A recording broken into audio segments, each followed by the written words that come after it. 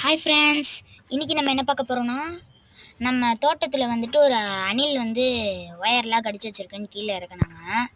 அப்போ வந்து பிரித்த கூட்டை நாங்கள் வந்து எங்கள் வேலை செய்கிற இடத்துக்கிட்ட வச்சுருப்போம். இப்போ அந்த அணில் குட்டிக்கு பால் தான் கொடுக்குறோம். இந்த ஒரு அணில் குட்டி மட்டும்தான் கண்ணு முழிச்சிருக்கு, மிச்சது எல்லாமே கண்ணு முழிக்காமல் இருக்குது. எத்தனை குட்டிடா இருக்குதுன்னு நீங்கள் கேட்டிங்கன்னா, வெறும் 3 தான் இருக்குது. சரி, 3ல் 2வது கண்ணு முழிச்சிருக்கோம் அப்படின்னு நாங்கள் பார்த்தா 1 தான் கண்ணு முழிச்சிருக்கு. சரி ஃப்ரெண்ட்ஸ், இன்றைக்கி நம்ம வந்து இந்த வீடியோவில் அணில் குட்டிக்கு பால் கொடுக்கறத பற்றி பார்க்கலாம். பாருங்கள், எவ்வளோ அழகாக குடிக்குது பாருங்கள். நம்ம சேனல் இன்னும் சப்ஸ்கிரைப் பண்ணாமல் இருந்தீங்கன்னா சப்ஸ்கிரைப் பண்ணுங்கள். எனக்கு ரொம்ப யூஸ்ஃபுல்லாக இருக்கும். நம்ம சேனல் அப்கிரேட் பண்ணுறதுக்கு நம்மள்ட்ட கேமராமேன் யாரும் இல்லை, நல்லா நம்ம அப்பா தான் நம்ம வந்துட்டு வீடியோ எடுத்து கொடுக்குறாரு.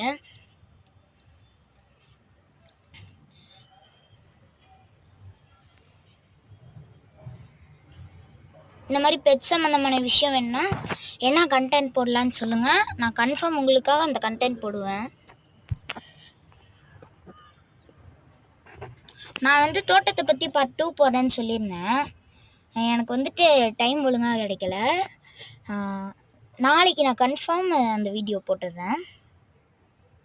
பாருங்கள் எவ்வளோ அழகாக குடிக்குதுன்னு. நீங்கள் சப்போர்ட் பண்ணால் தான் யூடியூப்லேருந்து இன்கம் நமக்கு வரும். இன்கம் வந்தால் தான் நம்மளால் ஒழுங்காக எல்லா வீடியோவும் போட முடியும். பாருங்கள், 2வது குட்டி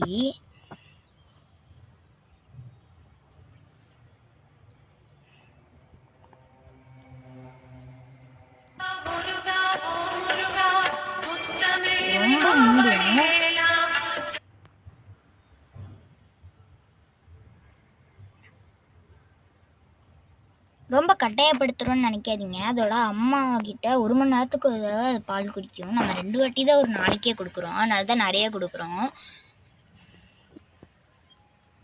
அப்புறம் பால் குடிக்கலன்னா தவறுறதுக்கு வாய்ப்பு இருக்குது.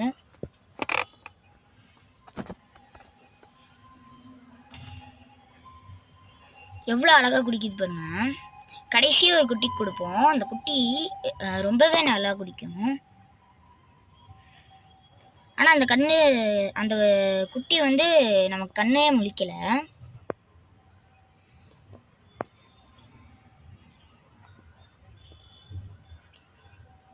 அதுவும் நம்ம கையில் உட்கார வச்சிட்டோன்னா நம்ம கையை விட்டு போகாது, கிரிப்பாக நம்ம கையவே பிடிச்சிக்கும்.